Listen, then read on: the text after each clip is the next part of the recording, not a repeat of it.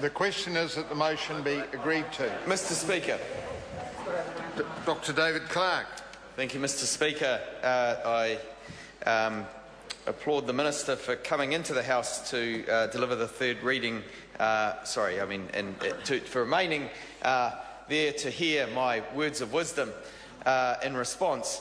Mr Speaker, that bill will be supported, the one we're debating, by Labor, but with significant reservations. And we've debated these on the way through. Significant among them are the fact that this bill solidifies the tax changes that were made in 2010 that have seen inequalities in New Zealand grow to their highest level since we've kept reliable records. And those changes, of course, have to be affirmed every year, our tax rates. That's part of the government's business. It has to reaffirm the tax rates. But we note, as this passes through, that we are not comfortable with the growing divide between rich and poor, primarily because of the opportunities that are being stripped from those at the bottom and those in the middle at their expense. Those at the top have had the biggest benefit from that tax swindle in 2010. We know that a full 44% of the value of those 2010 tax changes went to the top 10% of earners in New Zealand, and the bottom 20% just got 2% of the value of those tax changes, which of course was immediately swallowed up in the GST increase that John Key said he wouldn't make, but then made as soon as the election was over and he had the opportunity. Mr Speaker, the people in the middle are the people who are getting squeezed that didn't used to get squeezed, and that is Middle New Zealand, and we are hearing more and more from them as they see the opportunity for their children dwindle.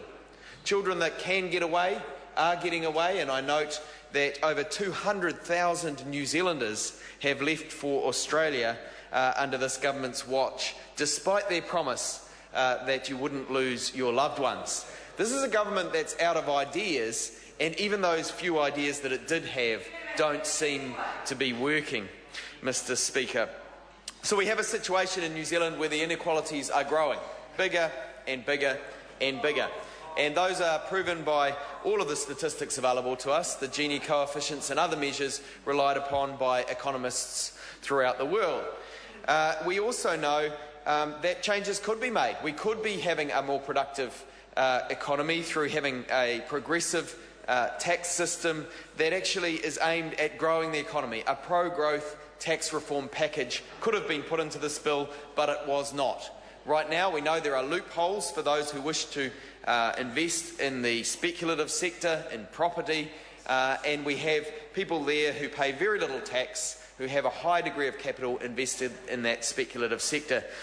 When a pro-growth tax reform is achieved, and it will be under a future Labor-led government, we will have more money going into businesses in the productive sector, and we expect that that will halt the decline that is inexorable under this government for manufacturing in the non-primary sector.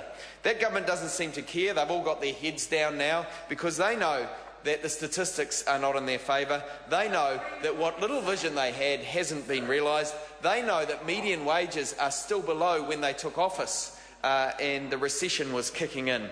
That is a government that has failed to deliver on its promises. It's talked about ambition, but it has not delivered. Some of the other things in this bill are uncontroversial. The fact that the mineral development taxation regime is being looked at to firm up expectations, to be clearer about when taxes will apply, at which stages in the mineral development process is appropriate. And it will hopefully make things clearer so that there can be investment in responsible development of our resources, Mr Speaker. In here we note that there are some changes which will be difficult for New Zealanders to swallow in terms of the way in which foreign superannuation will be treated. We know that two siblings going on separate overseas experiences on their OEs, one to Australia and one to the UK, who return at the same point in time, having earned comparable amounts, will have their superannuation treated differently when they return to New Zealand. And the Australian scheme will be treated far more fairly than the British one. And that will be a point that many New Zealanders will be uncomfortable with. Some of the changes to the foreign super were needed because there are a lot of lack of clarity in the law, and that will certainly make it simpler for people to understand how it will apply. That said, the way in which people can transfer their funds from the UK is somewhat more complex, and we've certainly had many submissions in the Select Committee process calling, at very least, for a thorough education program so that people know how to comply with the law whilst preserving the savings that they have made abroad for their retirements. Mr. Speaker, one of the more controversial things in this bill comes to us late in the piece. The Minister announced a few days before Christmas that this bill would also contain a remedial matter, as it's known in that kind of uncontroversial sounding language, and that would be the winding back of the child support legislation that was put through this Parliament not very long before. The child support legislation aims to change the formula for calculating the amount that is due to the primary carer for a child from the other parent. And we know that families in New Zealand have very difficult circumstances when they separate. There are many, many blended families amongst our communities, and that it is difficult for those families to work out their financial arrangements. The very sad thing about this is that it was entirely preventable. Families will have been preparing around the country, taking legal and financial advice for the changing law, and now we know, as of a few days before Christmas, that the law change will not be implemented. The government has decided to back out of that law change in order to retain the current law for a bit longer. So those families who took out extensions on mortgages or rearranged the education of their children or made various other arrangements that involved them committing to financial arrangements will now have to seek further financial advice as to their situation in the interim before that bill is finally enacted that makes the law change to the new calculation regime. We also know that that new regime will be far more complex, that the IRD is voting itself a whole lot more money to train its own staff how to use it, that it will be challenging for families, for parents to use, but this additional complexity, this delay in the implementation was entirely avoidable, but it is the doing of a government that really has not got its head around the fact that our tax system, the computer system that collects our taxes, is now 24 years old. They were told 5 years ago when they took office that it was on its last legs, and they have done nothing to fix it. There are not many people at home watching this broadcast who would have been relying on software on their computers that was designed and implemented in 1992. But that is the situation in our tax department in New Zealand. We have a computer system that was built before Google. We have a computer system that was in place 10 years before Facebook even was a concept for people.